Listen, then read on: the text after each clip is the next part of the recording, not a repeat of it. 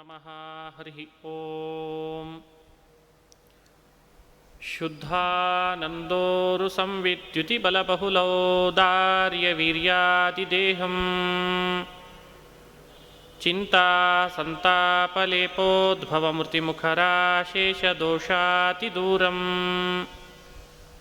ಸದ್ಭಿರ್ವೈರಾಗ್ಯಭಕ್ತಿಶ್ರುತಿಮತಿನಿಯತಧ್ಯಾನಜಜ್ಞಾನಯೋಗಾತ್ ಗಮ್ಯಂ ವಂದೇ ಮುಕುಂದಾಭಿಧಮಮಲಮಲಂ ಬ್ರಹ್ಮವೇದಾಂತವೇದ್ಯಂ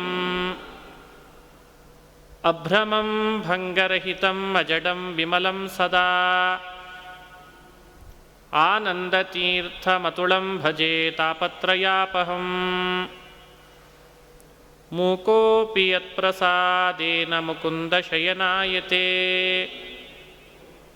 ರಾಜರಾಜಾಯತೆ ರಿಕ್ತೋ ರಾಘವೇಂದ್ರಂ ತಮಾಶ್ರಯೇ ಆಪಾದಮೌಲಿಪರ್ಯಂತಂ ಗುರುಣಾಮಾಕೃತಿಂ ಸ್ಮರೇತ್ ತೇನ ವಿಘ್ನಾಃ ಪ್ರಣಶ್ಯಂತಿ ಸಿದ್ಧ್ಯಂತಿ ಚ ಮನೋರಥಾಃ. ಶ್ರೀ ಹರಿವಾಯು ಗುರುಗಳ ಚರಣಾರವಿಂದಗಳಲ್ಲಿ ಭಕ್ತಿಪೂರ್ವಕ ಪ್ರಣಾಮಗಳನ್ನು ಅರ್ಪಿಸಿ, ಅಂತ್ಯಕಾಲದಲ್ಲಿ ಭಗವಂತನ ಸ್ಮರಣೆಯನ್ನು ಹೇಗೆ ಮಾಡಬೇಕು, ದೇಹ ಬಿಟ್ಟು ಹೋಗುವಾಗ ಪ್ರಾಣವಾಯುವನ್ನು ನಿಗ್ರಹಿಸಿ ಭ್ರೂಮಧ್ಯಕ್ಕೆ ಅಂತ ತಂದು ಬ್ರಹ್ಮರಂಧ್ರದಲ್ಲಿ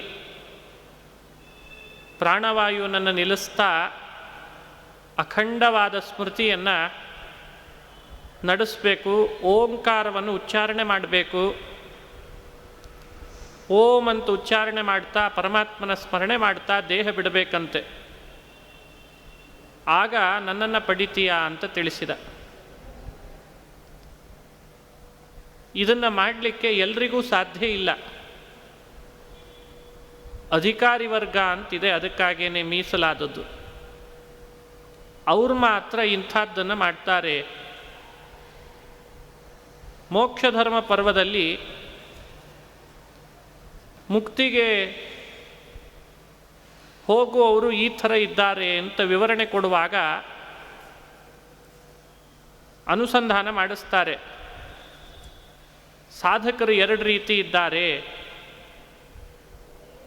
ಜ್ಞಾನಭಕ್ತಿಯಾದಿಗಳನ್ನೇ ಪ್ರಧಾನವಾಗಿ ಅವಲಂಬಿಸ್ತಾ ಇರುವಂಥವ್ರು ಕೆಲವರು.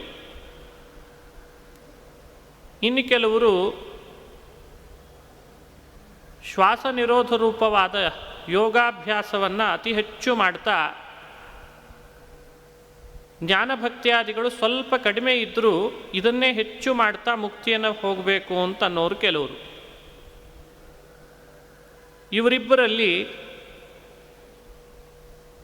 ಈ ರೀತಿ ಯೋಗವನ್ನು ಆಚರಣೆ ಮಾಡ್ತಾರಲ್ಲ, ಶ್ವಾಸ ನಿರೋಧವನ್ನು ಮಾಡಿ, ಅವರಿಗೆ ಶೀಘ್ರವಾಗಿ ಬ್ರಹ್ಮಪ್ರಾಪ್ತಿ ಆಗ್ತದೆ.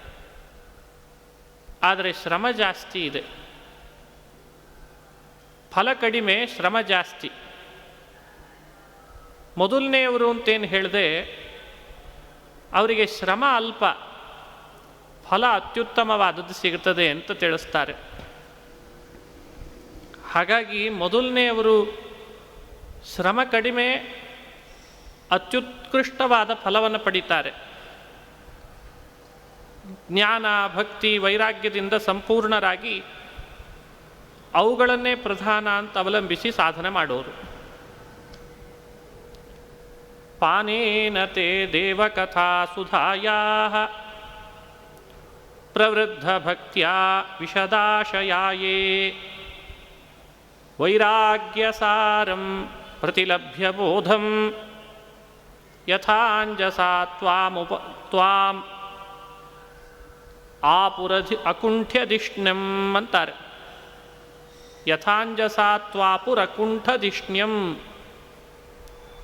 ಇದು ಆಗ್ತಾನೆ ತಿಳಿಸಿದಂತೆ ಜ್ಞಾನಭಕ್ತಿಯಾದಿಗಳನ್ನೇ ಅತಿ ಹೆಚ್ಚು ಅವಲಂಬಿಸಿ ಸಾಧನೆ ಮಾಡುವವರು, ಅವರ ಬಗ್ಗೆ ತಿಳಿಸುವಂಥ ಮಾತು. ಪ್ರವೃದ್ಧ ಭಕ್ತಿಯ ವಿಶದಾಶಯ ಯೇ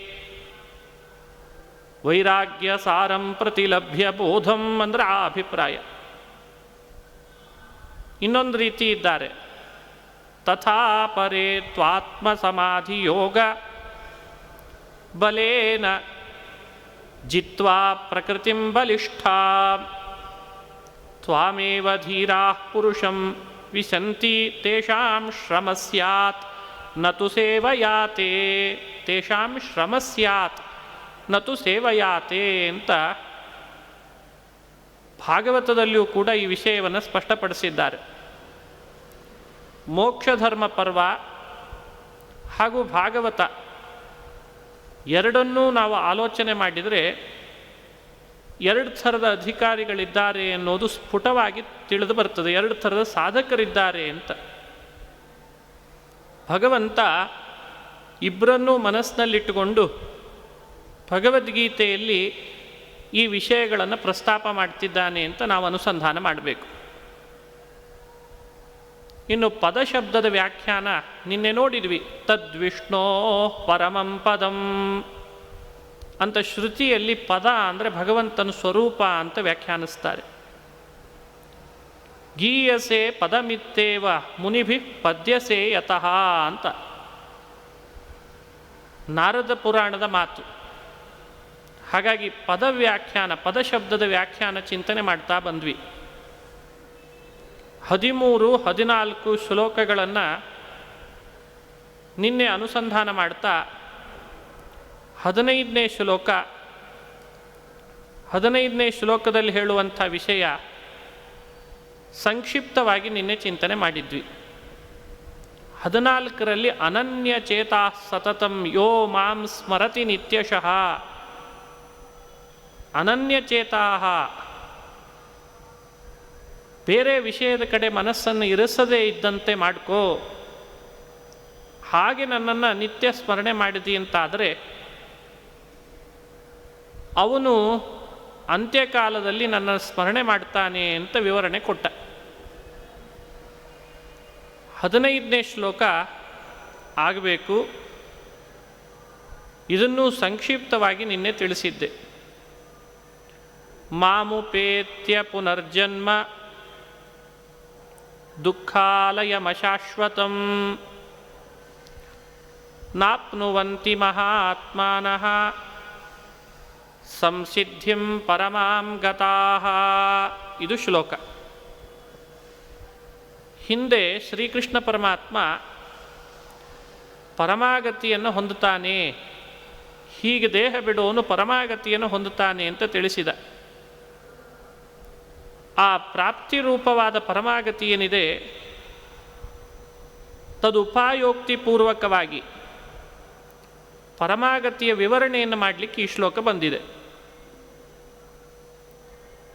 ಹಿಂದೆ ತಸ್ಯಾಹಂ ಸುಲಭ ಪಾರ್ಥ ಅಂತ ಬೇರೆ ಹೇಳಿದ. ಪರಮಾಗತಿಯನ್ನು ಹೊಂದೋದು ಬಹಳ ಸುಲಭ ಇದೆ ಅರ್ಜುನ ಅಂತಂದ. ಪರಮಾಗತಿಯನ್ನು ಹೊಂದೋದು ಸುಲಭ ಇದೆ ಅಂತ ಹೇಳಿದಾಗ ಭಗವಲ್ಲಾಭವೇ ಪರಮಾಗತಿ, ಅವನ ಪ್ರಾಪ್ತಿ ಅಂತ. ಅದರ ವಿವರಣೆಯನ್ನು ತಿಳಿಸ್ಬೇಕು. ಏನಾಗ್ತದೆ, ಏನು ಫಲ ಬರ್ತದೆ, ಅದನ್ನು ವಿವರಣೆಯನ್ನು ಮಾಡಿ ಅವನ ಪ್ರಾಪ್ತಿನೇ ಫಲ ಅಂತ ಅರ್ಥ. ವಿವರಣೆ ಅಂದರೆ ಬೇರೆ ಅಲ್ಲ, ಅವನ ಪ್ರಾಪ್ತಿಗೆ ಪರಮಾಗತಿ ಅಂತ ಕರೆಯೋದು,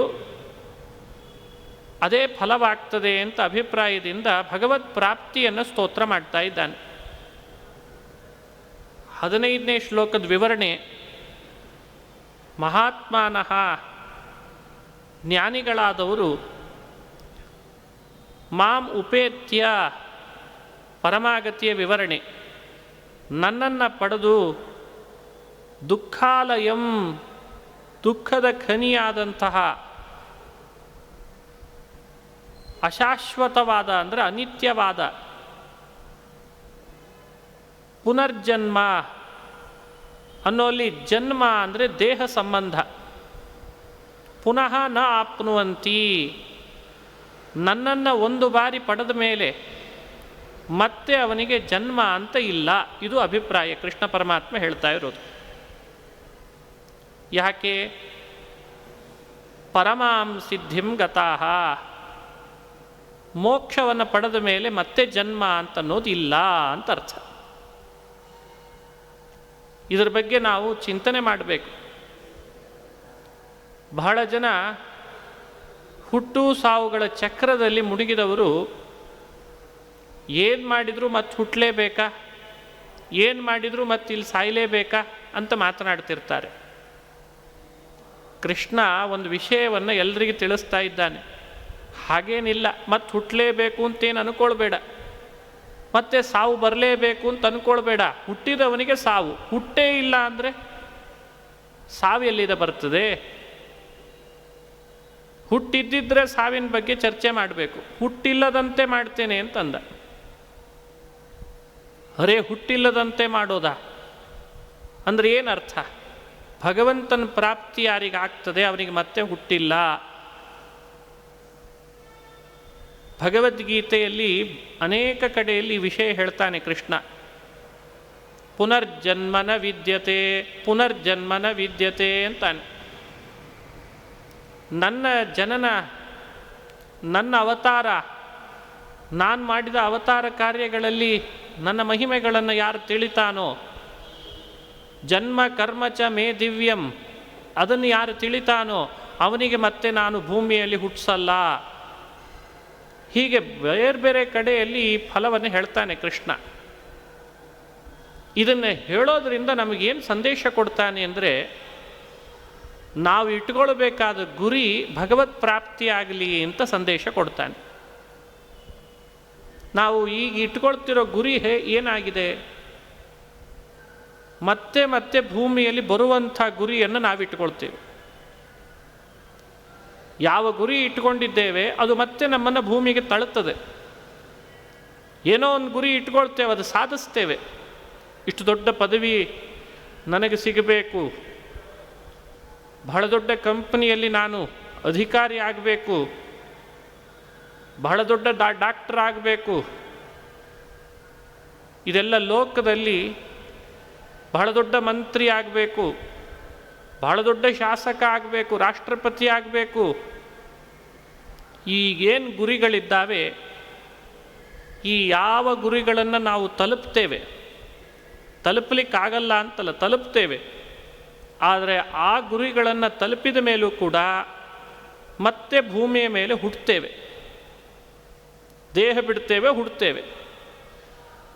ಅದಕ್ಕೆ ಪರಮಾತ್ಮ ಅಂತಾನೆ, ಇವು ಯಾವುದೂ ಕೂಡ ಸರಿಯಾದ ಗುರಿಗಳಲ್ಲ. ಇಟ್ಕೊಳ್ಳೋದಾದರೆ ನನ್ನ ಪ್ರಾಪ್ತಿ ರೂಪವಾದ ಮೋಕ್ಷವನ್ನು ಗುರಿಯನ್ನಾಗಿ ಇಟ್ಕೋ. ಇದು ಕೃಷ್ಣ ಜಗತ್ತಿಗೆ ಸಂದೇಶ ಕೊಡಲಿಕ್ಕೆ ಹೊರಟದ್ದು ಭಗವದ್ಗೀತೆಯಲ್ಲಿ. ಅನಿತ್ಯವಾದ, ಅಶಾಶ್ವತವಾದ, ದೇಹ ಯೋಗ ರೂಪವಾದಂಥ ಜನ್ಮ ಮತ್ತೆ ಬರದಂತೆ ಮಾಡ್ಕೋ, ಅದು ನಿನ್ನ ಕೈಯಲ್ಲಿದೆ. ಹಾಗೆ ಮಾಡಿಕೊಳ್ಬೇಕಾದ್ರೆ ಹಿಂದೆ ತಿಳಿಸಿದಂತೆ ಅಂತಕಾಲದಲ್ಲಿ ನನ್ನ ಸ್ಮರಣೆಯನ್ನು ಮಾಡು. ಅಂತಕಾಲದಲ್ಲಿ ನನ್ನ ಸ್ಮರಣೆ ಬರಬೇಕಾದ್ರೆ ಯಾವಾಗಲೂ ಆ ನನ್ನ ಸ್ಮರಣೆಯ ಅಭ್ಯಾಸವನ್ನು ಮಾಡು. ಸ್ಮರಣೆಯ ಪ್ರಕಾರ ಹೇಗೆ ಅಂತನೋ ತಿಳಿಸ್ಕೊಟ್ಟಿದ್ದೇನೆ. ದೇಹ ಬಿಡೋದು ಅಂತನ್ನೋದು ನಾವು ನೀವು ಲೋಕದಲ್ಲಿ ಅನಿಚ್ಛೆಯಿಂದ ಬಿಡಬಾರ್ದಂತೆ, ಇಚ್ಛಾಪೂರ್ವಕವಾಗಿ ಬಿಡಬೇಕು, ಯೋಗದಿಂದ ಬಿಡಬೇಕು. ನಾಡಿಗಳನ್ನು ಪರಿಶುದ್ಧ ಮಾಡಿಕೊಂಡು ಉಳಿದ ದ್ವಾರಗಳನ್ನು ನಿಯಂತ್ರಿಸಿ ಬ್ರಹ್ಮನಾಡಿಯ ಮೂಲಕವಾಗಿ ಪ್ರಾಣ ನಿರೋಧ ಮಾಡಿ ಬ್ರಹ್ಮರಂಧ್ರದಿಂದ ದೇಹ ಬಿಡಬೇಕು. ಇದು ಸರಿಯಾದ ಕ್ರಮ. ಇನ್ನೂ ವಿಸ್ತಾರವಾಗಿ ಹೇಳ್ತಾರೆ ಯೋಗಶಾಸ್ತ್ರಗಳಲ್ಲಿ ಇದರ ಬಗ್ಗೆ. ಕೃಷ್ಣ ಅದರ ಮಾಹಿತಿಯನ್ನು ನಮಗೆ ಒದಗಿಸಿ, ಹೀಗೆ ಬಿಡು, ನನ್ನ ಪ್ರಾಪ್ತಿ ಆಗ್ತದಪ್ಪ ಅರ್ಜುನ, ಆಮೇಲೆ ಮತ್ತೆ ನಿನಗೆ ಜನ್ಮ ಇಲ್ದಂತಾಗ್ತದೋ ಅರ್ಜುನ ನಿಮಿತ್ತ ಅಷ್ಟೆ. ಉಳಿದವರಿಗೆಲ್ಲ ಇದನ್ನು ನಿರೂಪಣೆ ಮಾಡಿದ ಕೃಷ್ಣ ಪರಮಾತ್ಮ. ಹೀಗೆ ನಾಪ್ನುವಂತಿ ಮಹಾತ್ಮಾನಃ ಸಂಸಿದ್ಧಿಂ ಪರಮಾಂ ಗತಾಃ ಅಂದರೆ ಇಷ್ಟು ಅಭಿಪ್ರಾಯ ತಿಳ್ಕೊಂಡ್ವಿ. ಇನ್ನೊಂದು ರಹಸ್ಯ ಹೇಳ್ತಾನೆ ಕೃಷ್ಣ. ದೇಹ ಬಿಟ್ಟ ಮೇಲೆ ಪರಮಾತ್ಮನ ಪ್ರಾಪ್ತಿ ಅಂದರೆ ಎಲ್ಲಿಗೆ ಹೋಗ್ತಾನೆ, ಏನಾಗ್ತಾನೆ? ಭಗವದ್ಗೀತೆ ಸಾಧಾರಣ ಅಲ್ಲ. ಇದು ಬರೀ ಭೂಮಿಯಲ್ಲಿರೋ ಪರಿಚಯ ವಿಷಯಗಳನ್ನು ತಿಳಿಸ್ಲಿಕ್ಕೆ ಬಂದಿದೆ ಅಂತಲ್ಲ, ಭೂಮಿಯಲ್ಲಿರೋ ವಿಷಯಗಳನ್ನಷ್ಟೇ ಪರಿಚಯಿಸೋದಲ್ಲ. ಕರ್ತವ್ಯ ನಿಷ್ಠೆ, ಮಾನವತೆ, ಇಂದ್ರಿಯಗಳ ನಿಗ್ರಹ ಇವುಗಳನ್ನಷ್ಟೇ ತಿಳಿಸ್ಲಿಕ್ಕೆ ಬಂದಿದೆ ಅಲ್ಲ. ದೇಹ ಬಿಟ್ಟ ಮೇಲೆ ಯಾವ ಲೋಕಕ್ಕೆ ಹೋಗ್ತಾನೆ ಅದನ್ನೂ ಪರಮಾತ್ಮ ಪರಿಚಯ ಮಾಡಿಸ್ತಾನೆ. ಅದನ್ನು 16ನೇ ಶ್ಲೋಕದಲ್ಲಿ ಕೃಷ್ಣ ಸ್ಪಷ್ಟವಾಗಿ ಹೇಳ್ತಾನೆ. ಆ ಬ್ರಹ್ಮ ಭುವನ ಲೋಕಾತ್ ಲೋಕಾಃ ಪುನರಾವರ್ತಿನೋರ್ಜುನ ಮಾಮುಪೇತ್ಯತು ಕೌಂತೆಯ ಪುನರ್ಜನ್ಮ ನ ವಿದ್ಯತೆ. ಬಹಳ ಜನ ಸಂಶೋಧಕರು ಈ ಪುನರ್ಜನ್ಮದ ಬಗ್ಗೆ ತಲೆ ಕೆಡಿಸ್ಕೊಂಡಿದ್ದಾರೆ. ಶ್ರೀಕೃಷ್ಣ ಅದರಲ್ಲಿ ಗೊಂದಲ ಬೇಡ ಅಂತ ಹೇಳಿಕೊಡ್ತಾನೆ. ಯಾವ ಲೋಕದ ತನಕ ಮೇಲ್ಭಾಗದಲ್ಲಿ ಜೀವರು ಪ್ರಯಾಣ ಮಾಡಿದಾಗ ಮತ್ತೆ ಪುನಃ ಭೂಮಿಗೆ ಬರಲಿಕ್ಕೆ ಅವಕಾಶ ಇದೆ, ಯಾವ ಲೋಕದ ತನಕ ಹೋದ ಮೇಲೆ ಮತ್ತೆ ಪುನಃ ಭೂಮಿಗೆ ಬರೋದೇ ಇಲ್ಲ, ಅವೆರಡನ್ನೂ ವಿಷಯವನ್ನು ಸ್ಪಷ್ಟವಾಗಿ ಹೇಳ್ತಾನೆ. ಬ್ರಹ್ಮಲೋಕ ಅಂತಿದೆ, ಬಹಳ ಮೇಲ್ಭಾಗದಲ್ಲಿರುವಂಥ ಲೋಕ. ದೇಹ ಬಿಟ್ಟವನು ಬ್ರಹ್ಮಲೋಕಕ್ಕೆ ಅಂತ ಹೋದ ಅಂದರೆ ಪುನರ್ಜನ್ಮ ಇಲ್ಲವೇ ಇಲ್ಲ ಅಂತ ಬಹಳ ಪ್ರಸಿದ್ಧವೇ. ಆದರೆ ಭಗವಂತ ನನ್ನನ್ನು ಪಡೆದವರು ಪುನರ್ಜನ್ಮಕ್ಕೆ ಬರಲ್ಲ ಅಂತ ವಿಶಿಷ್ಯವಾಗಿ ಹೇಳ್ದ. ಬ್ರಹ್ಮನ್ ಲೋಕಕ್ಕೆ ಹೋದ್ರೇ ಪುನರ್ಜನ್ಮ ಇಲ್ಲ, ನನ್ನನ್ನು ಪಡೆದ ಮೇಲೆ ಪುನರ್ಜನ್ಮ ಇಲ್ಲ ಅಂತ ಪರಮಾತ್ಮ ಪ್ರತ್ಯೇಕವಾಗಿ ಯಾಕೆ ಹೇಳ್ದ? ಮಾಂ ಉಪೇತ್ಯ ಪುನರ್ಜನ್ಮನ ಅಂತ ಹೇಳ್ದ ಕೃಷ್ಣ. ನನ್ನನ್ನು ಪಡೆದ ಮೇಲೆ ಪುನರ್ಜನ್ಮ ಇಲ್ಲ. ಕೆಲವು ಕಡೆ ಬ್ರಹ್ಮಲೋಕವನ್ನು ಪಡೆದವನಿಗೆ ಪುನರ್ಜನ್ಮ ಇಲ್ಲ ಅಂತ ಹೇಳ್ತದೆ. ಬಹಳ ಕಡೆಯಲ್ಲಿ ಲೋಕದ ವ್ಯವಹಾರನೂ ಇದೆ. ಬ್ರಹ್ಮಲೋಕಕ್ಕೆ ಹೋದ್ಮೇಲೆ ಮತ್ಯಾರ್ರಿ ಭೂಮಿಗೆ ಬರ್ತಾರೆ ಅಂತ. ಹಾಗೆ ಬೇರೆ ವಚನಗಳು ಪ್ರಮಾಣವಾಗಿದ್ದಾವೆ. ಶ್ರೀಕೃಷ್ಣ ಅದನ್ನು ಪ್ರತ್ಯೇಕವಾಗಿ ಹೇಳ್ದೆ ಯಾಕೆ? ಅದಕ್ಕೆ ವಿವರಣೆ ಕೊಡ್ತಾ ಇದ್ದಾನೆ. ಪುನರಾವೃತ್ತಿ ಬ್ರಹ್ಮಲೋಕಕ್ಕೆ ಹೋದರೂ ಕೂಡ ಇದೆ ಅಂತ ಹೇಳ್ತಾನೆ ಕೃಷ್ಣ. ಎಲ್ಲಿಗೆ ಹೋದರೆ ಇಲ್ಲ ಅಂತನ್ನೋ ಕುತೂಹಲ ನಮಗೆ ಹುಟ್ಟುತ್ತದೆ. ಆ ಬ್ರಹ್ಮ ಭುವನ ಅಲ್ಲೋಕಾಹ ಪುನರಾವರ್ತಿನೋರ್ಜುನ ಅಂತ ಅದಕ್ಕೆ ತಿಳಿಸಿದ. ಶ್ಲೋಕ ಮೇಲ್ನೋಟಕ್ಕೆ ಒಂದು ಅರ್ಥ ಕೊಡ್ತದೆ, ಸ್ವಲ್ಪ ಕಠಿಣ ಇದೆ, ಅನುಸಂಧಾನ ಮಾಡಬೇಕಿದನ್ನು. ಆ ಬ್ರಹ್ಮಭುವನಾತ್, ಬ್ರಹ್ಮಭುವನ ಅಂದರೆ ಬ್ರಹ್ಮ ವಾಸ ಮಾಡುವಂಥ ಲೋಕ. ಅವನ ವಾಸಸ್ಥಾನಕ್ಕಿಂತ ಮತ್ತು ಜನೋಲೋಕ ಅಂತಿದೆ. ಜನೋಲೋಕಕ್ಕಿಂತ ಕೆಳಗಿನ ಲೋಕದ ಜನರು ಭೂಮಿಯಲ್ಲಿ ಮತ್ತೆ ಮತ್ತೆ ಹುಟ್ಟಿ ಬಂದೇ ಬರ್ತಾರಂತೆ. ಇದೊಂದು ಪರಿಮಿತಿಯನ್ನು ಅರ್ಥ ಮಾಡಿಕೊಳ್ಬೇಕು ಲೋಕಗಳಲ್ಲಿರೋದನ್ನು. ನನ್ನನ್ನು ಪಡೆದರೆ ಮಾತ್ರ ಆ ಥರದ ಪ್ರಸಂಗ ಇಲ್ಲವೇ ಇಲ್ಲ ಅಂತ ತಿಳಿಸಿದ. ಇಲ್ಲಿ ಬ್ರಹ್ಮಭುವನ ಅನ್ನೋ ಶಬ್ದ ಬಹಳ ಕಡೆಯಲ್ಲಿ ಕನ್ನಡದಲ್ಲಿ ವಿವರಿಸುವವರು ಬ್ರಹ್ಮಭವನ ಅಂದರೆ ಸತ್ಯಲೋಕ, ಸತ್ಯವಾಸ ಮಾಡುವ ಭುವನ ಅಂತ ಅರ್ಥ ಮಾಡಿದ್ದಾರೆ. ಬ್ರಹ್ಮಭುವನಾತ್ ಸತ್ಯಲೋಕ ಅಂತ ಅರ್ಥ ಮಾಡಿದ್ದಾರೆ ಬಹಳ ಜನ. ವಾಸ್ತವಿಕವಾಗಿ ಬ್ರಹ್ಮಭುವನ ಅಂದರೆ ಸತ್ಯಲೋಕ ಅಲ್ಲ.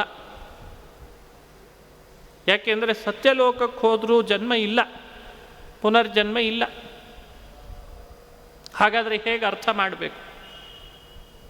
ಅದಕ್ಕೆ ಹಿರಿಯರು ನಮಗೆ ಅನುಸಂಧಾನ ಮಾಡಿಸ್ತಾರೆ. ಇಲ್ಲಿ ಬ್ರಹ್ಮಭುವನ ಅನ್ನೋ ಶಬ್ದದಿಂದ ತಗೊಳ್ಬೇಕಾದದ್ದು ಮೇರು ಪರ್ವತದ ಶಿಖರ ಸ್ಥಾನದಲ್ಲಿ ಬ್ರಹ್ಮದೇವರು ವಾಸ ಮಾಡುವಂಥ ಒಂದು ಸ್ಥಳ ಇದೆ. ಅದನ್ನು ಪರಮಾತ್ಮ ಬ್ರಹ್ಮಭುವನ ಅಂತ ಕರೆದ. ಮೇರುಸ್ಥ ಬ್ರಹ್ಮ ಸದನಾತ್ ಅರ್ವಾಕ್ತನ ಲೋಕಸ್ಥಾಹ ಪುನರಾವರ್ತಿನಃ ಅಂತ ಅರ್ಥ ಅಂತ. ಇಡೀ ಬ್ರಹ್ಮಾಂಡ 50 ಕೋಟಿ ಯೋಜನದಷ್ಟು ಅಗಲವಾಗಿದೆ ಒಳಗಡೆಯಲ್ಲಿ. ಬ್ರಹ್ಮಾಂಡದ ಮಧ್ಯದಲ್ಲಿ ಮೇರು ಪರ್ವತ ಕೇಂದ್ರ ಬಿಂದುವಿನಂತಿದೆ. ಮೇರು ಪರ್ವತದ ಯಾವ ಭಾಗದಿಂದ ಬ್ರಹ್ಮಾಂಡದ ಗೋಡೆಯನ್ನು ಅಳೆದರೂ 25 ಕೋಟಿ ಯೋಜನದಷ್ಟು ಎಲ್ಲ ಕಡೆಯಲ್ಲಿ ಅಗಲ ಬರ್ತದೆ. ಯಾಕಂದರೆ ಅದು ಕೇಂದ್ರ ಬಿಂದು. ಮೇರು ಪರ್ವತದಿಂದ ಲೆಕ್ಕ ಹಾಕುವಾಗ ಬ್ರಹ್ಮಾಂಡದ ಮೇಲಿನ ಭಾಗ ಕರ್ಪರವನ್ನು ಚಿಂತನೆ ಮಾಡಿದರೆ ಅದು 25 ಕೋಟಿ ಯೋಜನ ಮೇರು ಪರ್ವತದಿಂದ. ಅದೇ ಮೇರು ಪರ್ವತದಿಂದ ಕೆಳಗಿನ ಕರ್ಪರದ ತನಕ ಅಳೆದ್ರೆ ಅದು 25 ಕೋಟಿ ಯೋಜನ. ಆ ಮೇರು ಪರ್ವತದ ಬಲಭಾಗ ಎಡಭಾಗ ಅಥವಾ ಪೂರ್ವ ಪಶ್ಚಿಮ ಉತ್ತರ ದಕ್ಷಿಣ ದಿಕ್ಕಿನ ಬ್ರಹ್ಮಾಂಡದ ಗೋಡೆಗೆ ಏನಾದರೂ ಅಳತೆ ಮಾಡಿದರೆ ಅದು 25 ಕೋಟಿ ಯೋಜನ. ಹಾಗಾಗಿ ಮೇರು ಪರ್ವತ ಬಂಗಾರಮಯವಾದದ್ದು, ಲಕ್ಷ ಯೋಜನವಾದದ್ದು. ಅದು ಮೇಲ್ಭಾಗದಲ್ಲಿ ಅಗಲ ಇದೆ, ಕೆಳಭಾಗದಲ್ಲಿ ಸಣ್ಣ ಇದೆ ಅಂತೆ. ಬಹಳ ಅದ್ಭುತವಾದ ಪರ್ವತ ಮೇರು ಅಂತಂದರೆ. ಸುಮಾರು 84,000 ಯೋಜನದಷ್ಟು ಬಂಗಾರಮಯವಾದ ಪರ್ವತ ಭೂಭಾಗದಿಂದ ಮೇಲಿದೆ ಅಂತೆ. ಇನ್ನು 16,000 ಯೋಜನದಷ್ಟು ಭೂಮಿಯ ಒಳಗಡೆಯಲ್ಲಿ ಅದು ಹೋಗಿ ಕಚ್ಚಿಕೊಂಡಿದೆ ಅಂತೆ. ಹಾಗಾಗಿ ಮೇರು ಮೇಲ್ಗಡೆಯಲ್ಲಿ ಅಗಲ ಜಾಸ್ತಿ. ಆ ಮೇರು ಶಿಖರದಲ್ಲಿ ಬ್ರಹ್ಮದೇವರು ವಾಸ ಮಾಡ್ತಾರಂತೆ. ಆ ಶಿಖರ ಭಾಗದಲ್ಲಿ ಬ್ರಹ್ಮ ವಾಸ ಮಾಡ್ತಾನಲ್ಲ, ಅದನ್ನು ಬ್ರಹ್ಮಭುವನ ಅಂತ ಕರೀತಾರಂತೆ. ನೋಡಿ, ಇದು ಎಲ್ರಿಗೂ ಗೊತ್ತಾಗುವಂಥ ವಿಷಯ ಅಲ್ಲವೇ ಅಲ್ಲ ಸಾಧಾರಣರಿಗೆ. ಪುರಾಣ, ಮಹಾಭಾರತ, ಉಪನಿಷತ್ತು, ವೇದಗಳು ಒಂದೊಂದು ಜಾಗವನ್ನು ಒಂದೊಂದು ರೀತಿಯಾಗಿ ಅನುಸಂಧಾನ ಮಾಡ್ತಾರೆ, ಹೆಸರಿನಿಂದ ಕರೀತಿರ್ತಾರೆ. ಭಗವದ್ಗೀತೆಯನ್ನು ನಾವು ಅರ್ಥೈಸಿಕೊಳ್ಳುವಾಗ ಕೇವಲ ಗೀತೆಯನ್ನು ಸಂಸ್ಕೃತ ಬರ್ತದೆ ಅಂತ ಓದಲಿಕ್ಕೆ ಹೋದರೆ ಏನೂ ಅರ್ಥ ಆಗಲ್ಲ. ಇವೆಲ್ಲ ಯೋಚನೆ ಮಾಡಿ ಅರ್ಥ ಮಾಡಬೇಕು. ನಾರಾಯಣ ಗೋಪಾಲ ಕಲ್ಪ ಅಂತ ಒಂದು ಗ್ರಂಥ. ಆ ಗ್ರಂಥದ ಹೆಸರೇ ನಾರಾಯಣ ಗೋಪಾಲ ಕಲ್ಪ ಅಂತ. ಅಲ್ಲಿ ಹೇಳುವಾಗ ಬ್ರಹ್ಮಭುವನ ಅಂತ ಯಾವುದನ್ನು ಕರೀತಾರೆ ಅಂತ ತಿಳಿಸಿದ್ದಾರೆ. ಆ ಮೇರು ಬ್ರಹ್ಮ ಸದನಾತ್ ಆಜನಾನ್ನ ಜನಿರ್ಭುವಿ ತಥಾಪ್ಯಭಾವ ಸರ್ವತ್ರ ಪ್ರಾಪ್ಯೈವ ವಸುದೇವಜಂ. ಇದು ನಾರಾಯಣ ಗೋಪಾಲಕಲ್ಪ ಗ್ರಂಥದಲ್ಲಿ ಹೇಳಿದಂಥ ಮಾತು. ಜನ್ಮ ಭೂಮಿಯನ್ನು ಬಿಟ್ಟು ಮೇಲೆ ಹೋದವರಿಗೆಲ್ಲ ಇದೆನಾ, ಅಥವಾ ಯಾವ ಲೋಕಕ್ಕೆ ಹೋದರೆ ಮತ್ತೆ ಪುನಃ ಜನ್ಮ ಇದೆ ಭೂಮಿಯ ಮೇಲೆ, ಯಾವ ಲೋಕಕ್ಕೆ ಹೋದರೆ ಮತ್ತೆ ಪುನಃ ಜನ್ಮ ಇಲ್ಲ, ಇದರ ಬಗ್ಗೆ ಒಂದು ಅಪೂರ್ವವಾದ ಸ್ಟಡಿ ಮಾಡ್ತದೆ ಈ ಗ್ರಂಥ. ಆ ಪ್ರಮಾಣಕ್ಕೆ ಅನುಗುಣವಾಗಿ ಗೀತೆಯಲ್ಲಿ ಬ್ರಹ್ಮಭುವನಾತ್ ಶಬ್ದವನ್ನು ನಾವು ಅರ್ಥೈಸಿಕೊಳ್ಬೇಕು.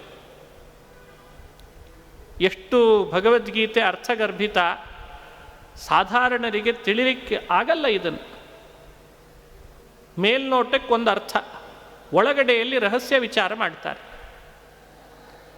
ಆ ಮೇರು ಬ್ರಹ್ಮಸದನ ಅಂತಂದರು.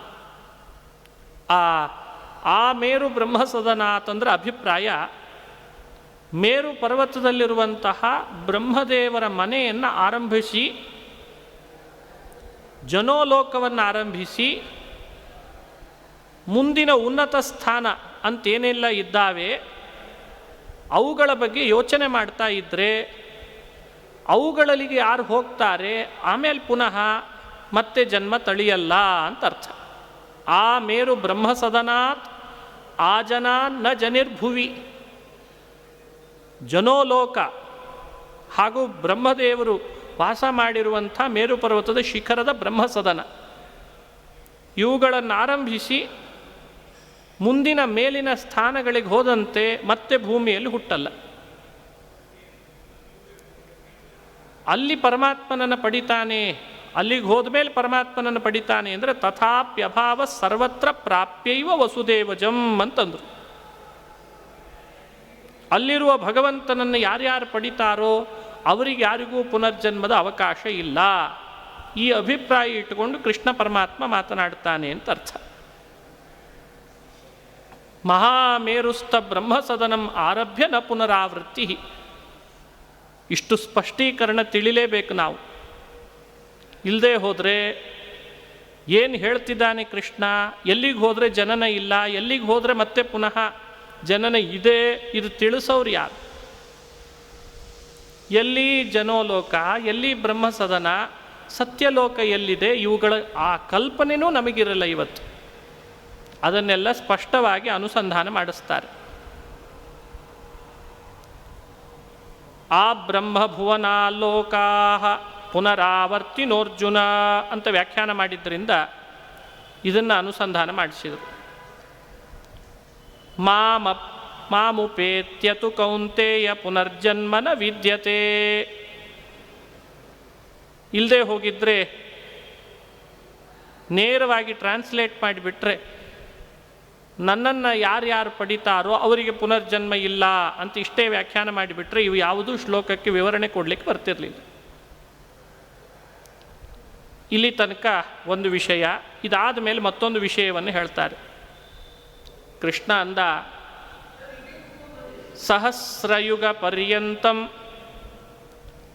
ಅಹರ್ಯದ್ ಬ್ರಹ್ಮಣೋ ವಿದುಹು ರಾತ್ರಿಂ ಯುಗ ಸಹಸ್ರಾಂ ತಾಂ ತೇಹೋರಾತ್ರ ವಿದೋ ಜನಾಃ. ನನ್ನನ್ನು ಪಡೆದ್ರೇ ಪುನರಾವೃತ್ತಿ ಇಲ್ಲ ಅಂತ ಪರಮಾತ್ಮ ಹೇಳಿದ. ಆದರೆ ಇಷ್ಟು ಪ್ರತಿಜ್ಞೆ ಮಾಡಿದ ಶ್ರೀಹರಿ ಸೃಷ್ಟಿ ಪ್ರಳಯಾದಿಗಳನ್ನು ನಾನೇ ಮಾಡ್ತೇನೆ ಅಂತ ಮತ್ತಷ್ಟು ಸ್ಥಿರಪಡಿಸಲಿಕ್ಕೆ ಭಗವಂತ ಒಂದಿಷ್ಟು ಬೇರೆ ಬೇರೆ ವಿಷಯಗಳನ್ನು, ಬ್ರಹ್ಮದೇವರ ದಿನ ಅಂದರೆ ಎಷ್ಟು, ರಾತ್ರಿ ಅಂತ ಯಾವುದನ್ನು ಕರೀತಾರೆ, ಅವುಗಳನ್ನೆಲ್ಲ ಪ್ರಸ್ತಾಪ ಮಾಡ್ತಾನೆ. ಕೇವಲ ಪ್ರತಿಜ್ಞಾ ಮಾತ್ರದಿಂದಲೇ ದೇವರನ್ನು ಪಡೆಯೋದು ಅಂತನ್ನೋದು ಸ್ಪಷ್ಟವಾಗಿ ತಿಳಿಯಲ್ಲ ನಮಗೆ. ಅದನ್ನು ಸ್ಥಾಪನೆ ಮಾಡಬೇಕು. ನನ್ನನ್ನು ಪಡೆದ್ರೆ ಮತ್ತೆ ಪುನಃ ಜನ್ಮ ಇಲ್ಲ, ಇದು ಸ್ಥಿರವಾಗಿ ನಮಗೆ ಮನಸ್ಸಿನಲ್ಲಿ ಉಳಿಬೇಕು. ಹಾಗಾಗಿ ಸೃಷ್ಟಿ ಪ್ರಳಯಾದಿ ಕರ್ತೃತ್ವವನ್ನು ತನಗೆ ತಾನು ಪರಮಾತ್ಮ ಹೇಳಬೇಕು ಅಂತ ಉಪೋದ್ಬಲಕವಾದ ಕೆಲವು ವಿಷಯಗಳನ್ನು ಹೇಳ್ತಾನೆ. ಇದು ಭಗವನ್ ಮಹಾತ್ಮ್ಯ. ಇಲ್ಲಿ ಕಥೆಗಳಿಲ್ಲ. ಇಲ್ಲೇನಿದ್ರೂ ಪರಮಾತ್ಮನ ಮಹಿಮೆ ಚಿಂತನೆ ಮಾಡೋದೇ ಮುಖ್ಯವಾಗ್ತದೆ. ಏನಿದ್ರ ಅರ್ಥ? ಸಹಸ್ರಯುಗ ಪರ್ಯಂತಂ. ಸಹಸ್ರ ಅಂತಂದ ಕೃಷ್ಣ. ಸಹಸ್ರ ಶಬ್ದಕ್ಕೆ 1000 ಅಂತ ಅರ್ಥ ಇದೆ. ಆದರೆ ಇಲ್ಲಿ ಸಹಸ್ರ ಶಬ್ದವನ್ನು ನಾವು ಸ್ವಲ್ಪ ಆಲೋಚನೆ ಮಾಡಿ ಅರ್ಥ ಮಾಡಬೇಕು. ಬೇರೆ ಪ್ರಮಾಣಕ್ಕೆ ವಿರೋಧ ಬರದಂತೆ ಅರ್ಥ ಮಾಡಿಕೊಳ್ಬೇಕು. ಸಹಸ್ರ ಯುಗ ಅಂದಾಗ 1000 ಯುಗಗಳು ಅಂತ ಇಷ್ಟು ತಿಳಿದು ಬಿಡ್ತೇವೆ. ಸಹಸ್ರ ಶಬ್ದ ಇಲ್ಲಿ ಅನೇಕ ಅನ್ನೋ ಅರ್ಥ ಕೊಡ್ತದೆ. ಅನೇಕ ಯುಗ ಪರ್ಯಂತಂ ಬಹುವಾಚಕವಾದ ಸಹಸ್ರ ಶಬ್ದ ಇದು. ಬಹುಶಬ್ದ ಪರ್ಯಾಯ ಇದು.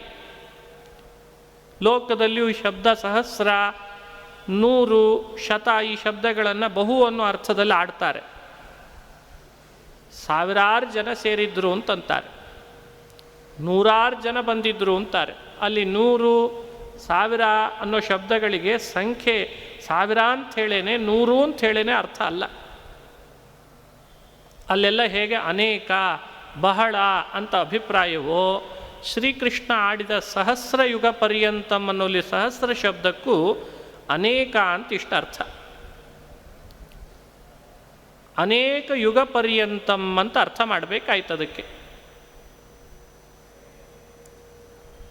ಇನ್ನು ಮುಂದೆ ಹೇಳುವಾಗ ಯೇ ಜನಾಃ, ಯಾವ ಸಾಧಕರು, ಯತ್ ಪರಬ್ರಹ್ಮಣಃ ಅಹಃ ತದ್ ಬಹುಯುಗ ಪರ್ಯಂತಂ ದ್ವಿಪರಾರ್ಧಾತ್ಮಕಂ ವಿದುಹು. ಬಹುಯುಗಗಳ ಪರ್ಯಂತರವಾಗಿ ಆ ಬ್ರಹ್ಮದೇವರ ಹಗಲು ಅಂತ ತಿಳಿತಾರೆ. ದ್ವಿಪರಾರ್ಧಾತ್ಮಕಂ, ಅದನ್ನು ದ್ವಿಪರಾರ್ಧ, ದ್ವಿತೀಯ ಪರಾರ್ಧ ಅಂತ ಕರೀತಾರೆ. ಅದೇ ಪರಬ್ರಹ್ಮನಿಗೆ ರಾತ್ರಿ ಅಂಥೇಳು ಕೂಡ ಬಹುಸಹಸ್ರ, ಅದು ಮತ್ತೆ ಪುನಃ ಹಾಗೆ, ಯುಗ ಸಹಸ್ರಾಂ ತಾಂ ರಾತ್ರಿಂ, ಅನೇಕ ಯುಗ ರೂಪವಾದದ್ದನ್ನು ರಾತ್ರಿ ಅಂತ ತಿಳಿತಾರೆ. ಪರಬ್ರಹ್ಮನ ಒಂದು ಹಗಲು ಅಂದರೆ ಅನೇಕ ಯುಗಗಳು, ಅಂದರೆ 2 ಪರಾರ್ಧಗಳಷ್ಟು ಇದೆ ಅಂತ ಅದನ್ನು ಅನುಸಂಧಾನ ಮಾಡಬೇಕು. ಒಂದು ರಾತ್ರಿ ಅನೇಕ ಯುಗ ಪರ್ಯಂತ ಅಂದರೆ ಅದು ಕೂಡ 2 ಪರಾರ್ಧದಷ್ಟು ಅಂತ ಅದನ್ನು ತಿಳ್ಕೊಳ್ಬೇಕು. ಯಾರು ಇದನ್ನು ತಿಳಿತಾರೋ ಅವರೇ ಪರಬ್ರಹ್ಮನ ಹಗಲು ರಾತ್ರಿಗಳ ಪರಿಣಾಮವನ್ನು ಚೆನ್ನಾಗಿ ತಿಳಿದಿದ್ದಾರೆ ಅಂತ ಅರ್ಥ. ಸಹಸ್ರ ಶಬ್ದ ಅನೇಕ ವಾಚಕ, ಯುಗ ಶಬ್ದ ಯುಗವಾಚಕನೇ ಆಗಿದೆ. ಪರಬ್ರಹ್ಮನ ಒಂದು ಹಗಲು ಅನೇಕ ಯುಗ ಪರ್ಯಂತ ಅಂದರೆ 2 ಪರಾರ್ಧದಷ್ಟಿದೆ. ಒಂದು ರಾತ್ರಿ ಅನೇಕ ಯುಗ ಪರ್ಯಂತ, ಅದು 2 ಪರಾರ್ಧದಷ್ಟು. ಇದನ್ನು ಯಾರು ತಿಳಿತಾರೋ ಅವರು ಪರಬ್ರಹ್ಮನ ಹಗಲು ರಾತ್ರಿಗಳ ಪರಿಣಾಮವನ್ನು ತಿಳಿದವರು ಅಂತ ಕೃಷ್ಣ ಹೇಳ್ತಾ ಇದ್ದಾನೆ.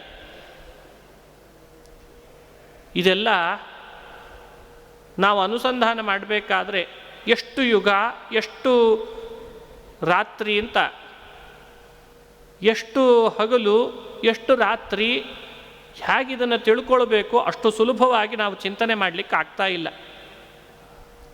ಇಷ್ಟಂತೂ ವ್ಯಾಖ್ಯಾನ ಮಾಡ್ತಾರೆ.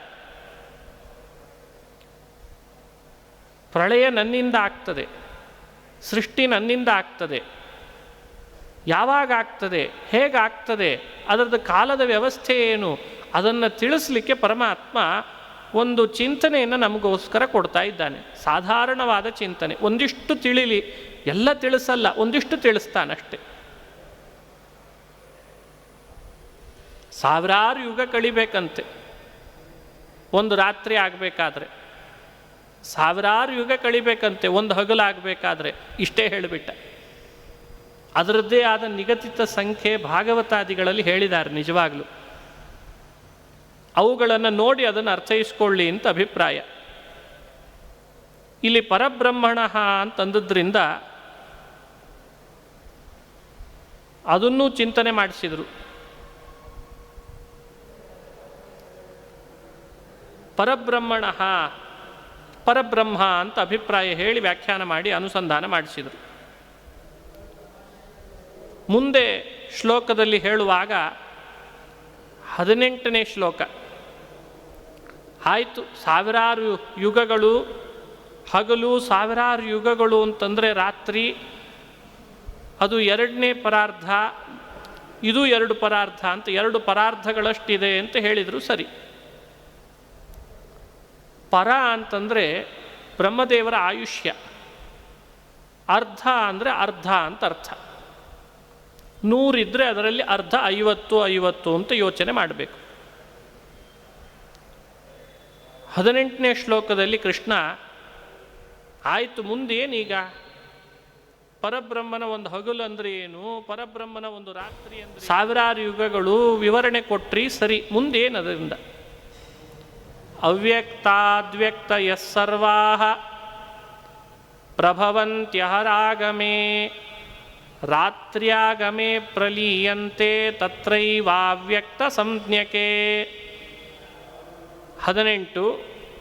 19ರಲ್ಲಿ ಭೂತಗ್ರಾಮಸ್ಸ ಏವಾಯಂ ಭೂತ್ವಾ ಭೂತ್ವಾ ಪ್ರಲೀಯತೆ ರಾತ್ರ್ಯಾಗಮೇ ವಶಃ ಪಾರ್ಥ ಪ್ರಭವತ್ಯಹರಾಗಮೇ. ನಾವು ಸಂಕ್ಷಿಪ್ತವಾಗಿ ತಿಳಿದಿರೋಣ, ಪರವಾಗಿಲ್ಲ. ವಿಶೇಷವಾಗಿ ಸಾಧ್ಯವಾದಷ್ಟು ಅನುಸಂಧಾನ ಮಾಡೋಣ. ಅವ್ಯಕ್ತಾದ್ ವ್ಯಕ್ತಯ ಸರ್ವಾಹ ಪ್ರಭವಂತಿ, ಸೃಷ್ಟಿಕರ್ತೃತ್ವವನ್ನು ಶ್ರೀಹರಿ ಹೇಳ್ತಾನೆ. ಸರ್ವಾಹ ಅವ್ಯಕ್ತಾತ್ ಪ್ರಭವಂತಿ ಅಂತಾನೆ ಶ್ರೀಕೃಷ್ಣ. ಬ್ರಹ್ಮಣ ಅಹರಾಗಮೇ, ಹಗಲು ಅಂತಾದಾಗ ಬ್ರಹ್ಮನಿಗೆ ಪ್ರಳಯದ ತನಕ, ಮಹಾಪ್ರಳಯದ ತನಕ. ಅವ್ಯಕ್ತಾತ್ ಅಂದರೆ ಅವ್ಯಕ್ತ ಶಬ್ದದಿಂದ ಕರೆಸ್ಕೊಳ್ಳೋ ಪರಮಾತ್ಮನಿಂದ ಅಂತ ಅರ್ಥ. ಯಾಕಂದರೆ ಅವ್ಯಕ್ತ ಅನ್ನೋ ಶಬ್ದ ಪರಮಾತ್ಮನನ್ನು ಕರೀತದೆ. ಭಗವಂತನ ಮೂಲಕವಾಗಿ ಪ್ರಭವಂತಿ, ವ್ಯಕ್ತಯ ಸರ್ವಾಹ ಪ್ರಭವಂತಿ. ವ್ಯಕ್ತಿಗಳು ಉಂಟಾಗ್ತಾವೆ ಅಂದರೆ ವ್ಯಕ್ತಿ ಅಂತ ಯಾವುದನ್ನು ಕರಿಬೇಕು? ಗುಣವೈಷಮ್ಯಾದಿ ರೂಪವಾದ ಕಾರ್ಯಪದಾರ್ಥಗಳು ಹುಟ್ಟುತ್ತಾವೆ ಅಂತ ಅರ್ಥ. ಲೋಕದೊಳಗೆ ಕಾರ್ಯಪದಾರ್ಥಗಳೆಲ್ಲ ಹುಟ್ಟೋದೇ ಪರಮಾತ್ಮನಿಂದ. ಅದು ಪರಮಾತ್ಮನ ಹಗಲು ಆರಂಭ ಆಗಬೇಕು.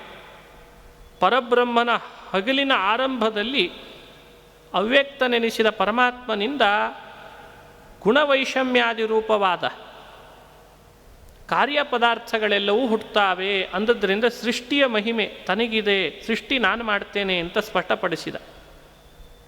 ರಾತ್ರ್ಯಾಗಮೇ ಪ್ರಲೀಯಂತೆ, ರಾತ್ರಿ ಬಂತು ಅಂತಾದರೆ ಮತ್ತೆ ಪುನಃ ಅವೆಲ್ಲವೂ ಲಯ ಹೊಂದುತ್ತಾವೆ. ಮನುಷ್ಯಮಾನದ ರಾತ್ರಿ ಅಂತ ತಿಳಿಬಾರ್ದು. ಮತ್ತು ರಾತ್ರಿ ಅಂದರೆ ಅರ್ಥ ಏನಿಲ್ಲಿ? ಇಲ್ಲಿ ಆ ಭಗವಂತ ಹಿಂದೆ ಹೇಳಿದಂಥ ರಾತ್ರಿ, ಆ ರಾತ್ರಿಯ ಪ್ರಾರಂಭದಲ್ಲಿ ಅವ್ಯಕ್ತ ಅಂತ ಅನಿಸ್ಕೊಂಡ ಪರಮಾತ್ಮನಲ್ಲಿಯೇನೆ ಎಲ್ಲವೂ ಲಯ ಹೊಂದುತ್ತಾವೆ ಅಂತ ಅರ್ಥ. ಹಾಗಾಗಿ ಈ ಶ್ಲೋಕಕ್ಕೆ ವಿವರಣೆ ಕೊಡುವಾಗ ಅವ್ಯಕ್ತ ಅವ್ಯಕ್ತ ಅಂತ ಪರಮಾತ್ಮ 2 ಬಾರಿ ಹೇಳ್ತಾನೆ. ಅವ್ಯಕ್ತನಿಂದ ಹುಟ್ಟುತ್ತಾವೆ, ಅವ್ಯಕ್ತನಲ್ಲಿ ಲಯ ಹೊಂದುತ್ತಾವೆ. ಅವ್ಯಕ್ತನಿಂದ ವ್ಯಕ್ತಿಗಳು ಹುಟ್ಟುತ್ತಾವೆ. ವ್ಯಕ್ತ ವ್ಯಕ್ತಿ ಅಂದರೆ ಕಾರ್ಯಪದಾರ್ಥ ಅಂತ ಅರ್ಥ. ಅವುಗಳು ಹುಟ್ಟುತ್ತಾವೆ. ಆಮೇಲೆ ಪುನಃ ಪ್ರಪಂಚ ಭಗವಂತನಲ್ಲಿ ಲಯ ಹೊಂದುತ್ತದೆ. ಹಾಗಾಗಿ ನಾನು ಸೃಷ್ಟಿಕರ್ತ, ನಾನು ಲಯಕರ್ತ, ಸೃಷ್ಟಿ ಮತ್ತು ಲಯ ನನ್ನ ಅಧೀನವಾಗಿದೆ. ಇದರಿಂದಲೂ ತಿಳಿ, ಪ್ರತಿಯೊಬ್ಬನೂ ಕೂಡ ಸೃಷ್ಟಿ ಲಯವನ್ನು ನಾನು ಮಾಡ್ತೇನೆ, ಆದ್ದರಿಂದ ನನ್ನನ್ನು ಪ್ರಾಪ್ತಿ, ನನ್ನನ್ನು ಪಡೆಯುವಂಥವ್ರು ಆಗ್ತಾರೆ. ಹಾಗಾಗಿ ಅವರನ್ನು ಪುನರ್ಜನ್ಮಕ್ಕೆ ತರದೇ ಇರುವ ಮಹಿಮೆ ನಂದು ಅಂತಂದ ಶ್ರೀಹರಿ. ಮತ್ತೊಂದಿದೆ, ಇದು ಮಹಾಮಹಿಮೆ, ಅದನ್ನು ಸ್ಪಷ್ಟಪಡಿಸಬೇಕು. ಸೃಷ್ಟಿ ಹಾಗೂ ಪ್ರಳಯಗಳು ಯಾವತ್ತೂ ಕೂಡ ನಡೆಯದೇ ಇರ್ತದೆ ಅಂತಿಲ್ಲ, ವಿಚ್ಛೇದ ಇಲ್ಲ. ಅದಕ್ಕೆ ಸೃಷ್ಟಿ ಪ್ರಳಯಗಳಿಗೆ ವಿಚ್ಛೇದ ಇಲ್ಲ. ಪರಮಾತ್ಮ ನಡೆಸುವ ಸೃಷ್ಟಿ ಪ್ರಳಯ ಅವಿಚ್ಛಿನ್ನವಾಗಿದೆ. ಇದು ಅವನ ಮಹಿಮೆ. ಅದನ್ನು ತಿಳಿಸಲಿಕ್ಕೆ ಮುಂದಿನ ಶ್ಲೋಕ 19.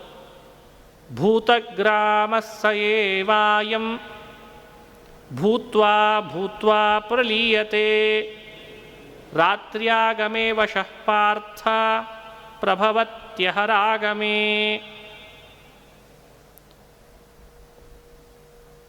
ಭೂತಗ್ರಾಮ ಸಯೇವಾಯಂ,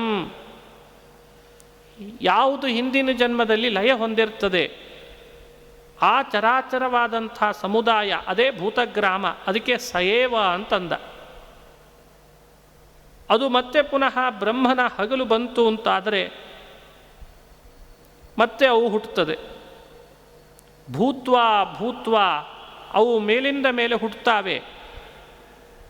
ರಾತ್ರಿ ಬಂದಾಗ ಪುನಃ ಪ್ರಲೀಯತೆ, ನಾಶವಾಗ್ತಾವೆ.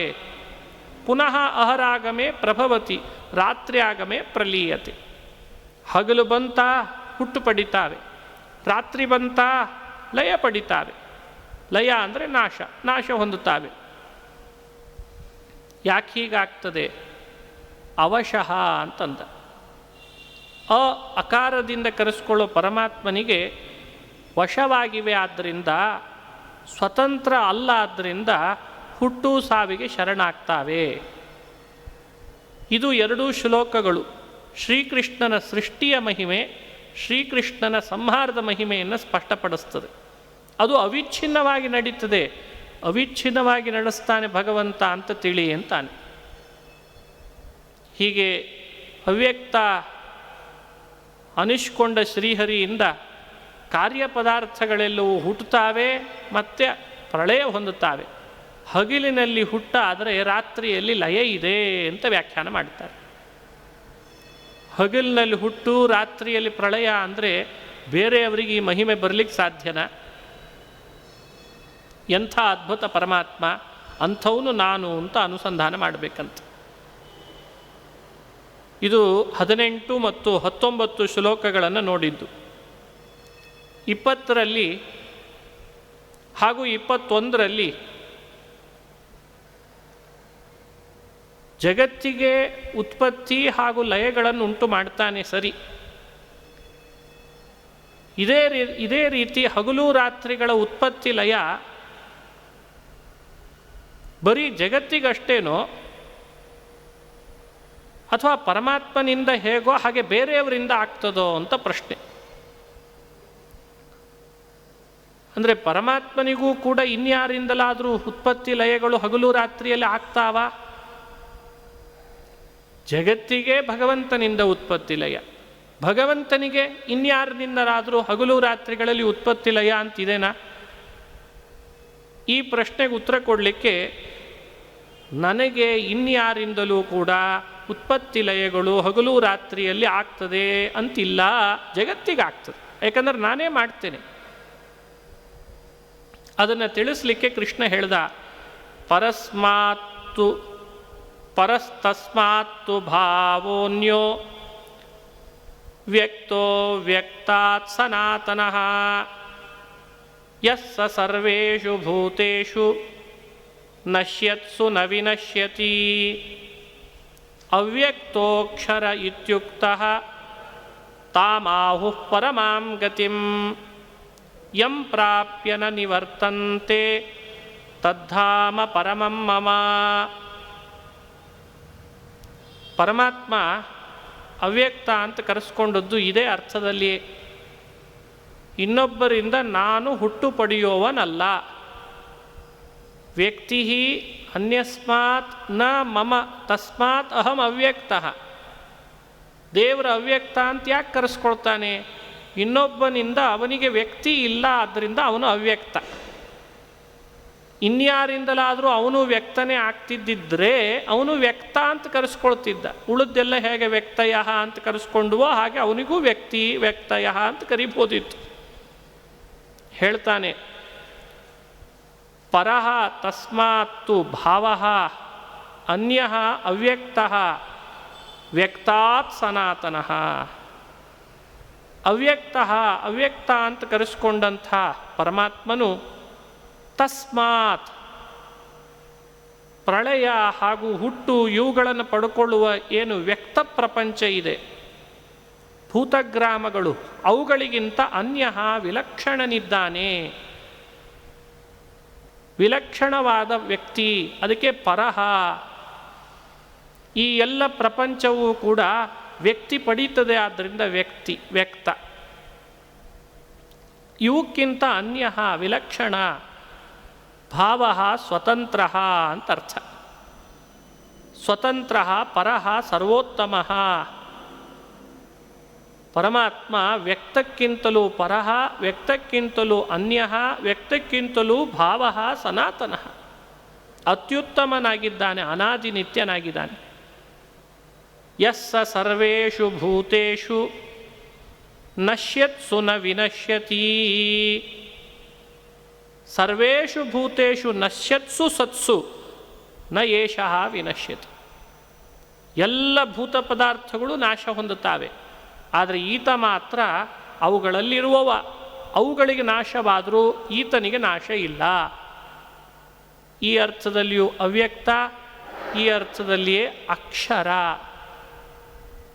ಹಾಗಾಗಿ ಅಕ್ಷರ ಅಂತ ಕರೀತಾರೆ. ಸರ್ವಾತ್ಮನ ನಾಶ ಇಲ್ಲ, ಸರ್ವಾತ್ಮನ ನಾಶ ಇಲ್ಲ, ಆದ್ದರಿಂದ ಅವ್ಯಕ್ತನಪ್ಪ. ಅವ್ಯಕ್ತೋಕ್ಷರ ಇತ್ಯುಕ್ತಃ ತಾಮಾಹುಃ ಪರಮಾಂ ಗತಿಂ ಯಂ ಪ್ರಾಪ್ಯ ನ ನಿವರ್ತಂತೆ ತದ್ಧಾಮ ಪರಮಂ ಮಮ. ಅವ್ಯಕ್ತ, ಈಗ ತಾನೇ ಹೇಳಿದ ವಿವರಣೆ ಅವ್ಯಕ್ತ ಶಬ್ದದ್ದು. ನಾಶ ಇಲ್ಲದೆ ಇರೋಣ, ಆದ್ದರಿಂದ ಸರ್ವಾತ್ಮನ ನಾಶ ಇಲ್ಲದೆ ಇರುವವ. ಆದ್ದರಿಂದ ಇವನು ಅಕ್ಷರನೂ ಹೌದು, ಅವ್ಯಕ್ತನೂ ಹೌದು. ತಸ್ಮಾದಕ್ಷರಂ ತಸ್ಮಾದಕ್ಷರಂ ಅಂತ ಉಪನಿಷತ್ತಿನಲ್ಲಿ ಹೇಳ್ತಾರೆ. ತಾಂ ಪರಮಾಂ ಗತಿಮಾಹುಹು, ಇವನನ್ನೇ ಪರಮಾಗತಿ ಅಂತ ವ್ಯಾಖ್ಯಾನ ಮಾಡ್ತಾರೆ. ಇವನನ್ನು ಪಡೆದರು ಅಂತಾದರೆ ಅದೇ ಮುಕ್ತಿ, ಅದೇ ಪ್ರಾಪ್ತಿ. ತದ್ಧಾಮ ಪರಮಂ ಮಮ. ಪರಮಾತ್ಮ ಅಂಥ ಸ್ವರೂಪ ನಂದು ಅಂತ ತಿಳಿಸಿದ. ಧಾಮ ಅಂದರೆ ಮನೆ ಅಲ್ಲ, ಭಗವಂತನ ಸ್ವರೂಪ ಅದು. ಬಹಳ ಜನ ಧಾಮ ಶಬ್ದದ ಮನೆ ಅಂತ ಅರ್ಥ ಮಾಡಿಕೊಂಡಿದ್ದಾರೆ. ಈ ಅಧ್ಯಾಯದಲ್ಲಿ ನಾವು ಗಮನಿಸ್ತಿದ್ದೇವೆ, ಬಹಳಷ್ಟು ಶಬ್ದಗಳು ಲೋಕದಲ್ಲಿ ಪ್ರಸಿದ್ಧವಾದ ಅರ್ಥವನ್ನು ಇಲ್ಲಿ ಕೊಡಲ್ಲ, ಇಲ್ಲಿ ಇಟ್ಕೊಂಡಿಲ್ಲ ಅದು. ಧಾಮ, ಹೃತ್ ಶಬ್ದ, ಪದ, ಈ ಎಲ್ಲ ಶಬ್ದಗಳನ್ನು ನಾವು ತಿಳಿದಂತೆ ಅರ್ಥೈಸಬಾರ್ದು. ಧಾಮ ಅಂದರೆ ಭಗವಂತನ ಸ್ವರೂಪ, ಪದ ಅಂದರೂ ಭಗವಂತನ ಸ್ವರೂಪ. ಮನೋಹೃದಿ ನಿರುದ್ಧ್ಯ ಅನ್ನೋಲಿ ಹೃತ್ ಅಂದರೆ ನಾರಾಯಣ. ಈ ಶಬ್ದದ ಅರ್ಥ ತಿಳ್ಕೊಂಡಾಗ ಈ ಶ್ಲೋಕಗಳೆಲ್ಲ ಸುಲಭವಾಗಿ ಅರ್ಥ ಕೊಡ್ತವೆ. ಹೀಗೆ ಭಗವತ್ ಸ್ವರೂಪವನ್ನು ಪರಮಾತ್ಮ ಅವ್ಯಕ್ತ, ಸರ್ವಾತ್ಮನ ನಾಶರಹಿತ ಅಂತ ನಿರೂಪಿಸಿದ. ಹಗಲು ರಾತ್ರಿಗಳಲ್ಲಿ ನಾಶ ಉಳ್ಳವುಗಳೇನಿದ್ದಾವೆ ಅವು ವ್ಯಕ್ತ, ಅವು ಕ್ಷರ, ಅವುಗಳಿಗೆ ನನ್ನಿಂದಲೇ ಪುನಃ ಸೃಷ್ಟಿ ಮತ್ತು ಸ್ಥಿತಿಗಳು. ಹಾಗಾಗಿ ನನ್ನನ್ನು ಯಾರು ಪಡಿತಾರೆ, ನನ್ನ ಪ್ರಾಪ್ತಿ ಯಾರಿಗಾಗ್ತದೆ, ಅವರನ್ನು ನಾನು ನನ್ನಂತೆ ಮಾಡ್ತೇನೆ ಅಂದರೆ ಪುನರ್ಜನ್ಮ ಇಲ್ಲದಂತೆ ಮಾಡ್ತೇನೆ ಅಂತ ಅಲ್ಲಿಗೆ ಅರ್ಥ ಕೊಡ್ತದೆ. ಇದು ಭಗವಂತನ ಮಹಾತ್ಮ್ಯ ಅಂದರೆ ಹೀಗೆ ತಿಳಿಬೇಕು. ಸೃಷ್ಟಿ ಮತ್ತು ಸಂಹಾರಗಳು ಅವಿಚ್ಛಿನ್ನವಾಗಿ ನಡೀತಾವೆ. ಯಾರಿಗೆ? ಯಾರು ನನ್ನನ್ನು ಪಡೆದಿಲ್ಲ ಅವರಿಗೆ. ಯಾರು ನನ್ನನ್ನು ಅಂತ ಪಡಿತಾರೆ ಅವರು ಮತ್ತೆ ಪುನಃ ಸೃಷ್ಟಿ ಸಂಹಾರಗಳ ಚಕ್ರದಲ್ಲಿ ಸುಳಿಯಲ್ಲ. ಹೀಗೆ ಈ ಶ್ಲೋಕಗಳನ್ನು ಅನುಸಂಧಾನ ಮಾಡಲಿ ಅಂತಂತಾರೆ.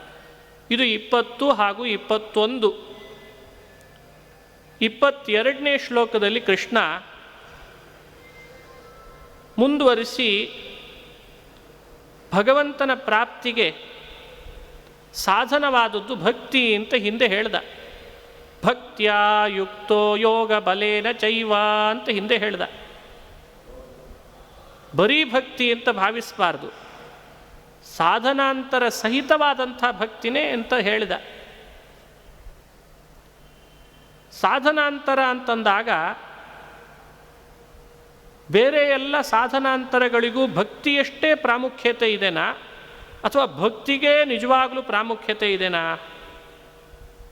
ಅದನ್ನು ನಾವು ಚಿಂತನೆ ಮಾಡಲೇಬೇಕು. ಪರಮ ಸಾಧನ ಅಂದರೆ ಭಕ್ತಿನೇ ಆಗಿದೆ. ಸಾಧನಾಂತರಗಳೆಲ್ಲ ಭಕ್ತಿಗೆ ಅಂಗಗಳಾಗ್ತಾವಷ್ಟೆ. ಇದನ್ನು ಸ್ಪಷ್ಟಪಡಿಸಲಿಕ್ಕೆ ಪರಮಾತ್ಮ ಮುಂದಿನ ಶ್ಲೋಕದಲ್ಲಿ 22ರಲ್ಲಿ ಪರಮ ಸಾಧನತ್ವ ಏನಿದ್ರೂ ಭಕ್ತಿಗೆ ಇದೆ, ಭಕ್ತಿನೇ ಮಾಡಬೇಕು, ಭಕ್ತಿಗೆ ಪರಮ ಸಾಧನತ್ವ ಅನ್ನೋದನ್ನು ಸ್ಪಷ್ಟಪಡಿಸ್ತಾ ಬರ್ತಾನೆ. ಪುರುಷ ಸಪರ ಪಾರ್ಥ ಭಕ್ತ್ಯಾ ಲಭ್ಯಸ್ತ್ವನನ್ಯಯ ಯಸ್ಯಾಂತಸ್ಥಾನಿ ಭೂತಾನಿ ಯೇನ ಸರ್ವಮಿದಂ ತತಂ. ಅನನ್ಯಯ ಭಕ್ತ್ಯಾ ಸಹ ಪರಃ ಪುರುಷಃ ಲಭ್ಯಃ. ಅನನ್ಯಯ ಭಕ್ತಿಯ ಅನ್ನೋ ಶಬ್ದ ಆಡಿದ್ದರಿಂದ ಭಕ್ತಿಗೆ ಪರಮ ಸಾಧನತ್ವವನ್ನು ಪರಮಾತ್ಮ ನಿರೂಪಿಸ್ತಾನೆ ಈ ಶ್ಲೋಕದಲ್ಲಿ ಅಂತ ಅರ್ಥ ಮಾಡ್ತಾರೆ. ಇವತ್ತು 21ನೇ ಶ್ಲೋಕದ ತನಕ ನೋಡಿದ್ದೇವೆ. ನಾಳೆ ಮತ್ತೆ ಪುನಃ 22ನೇ ಶ್ಲೋಕವನ್ನು ಚಿಂತನೆ ಮಾಡೋಣ. ಶ್ರೀಕೃಷ್ಣ ಅರ್ಪಣಮಸ್ತು. ಹರಯೇ ನಮಃ.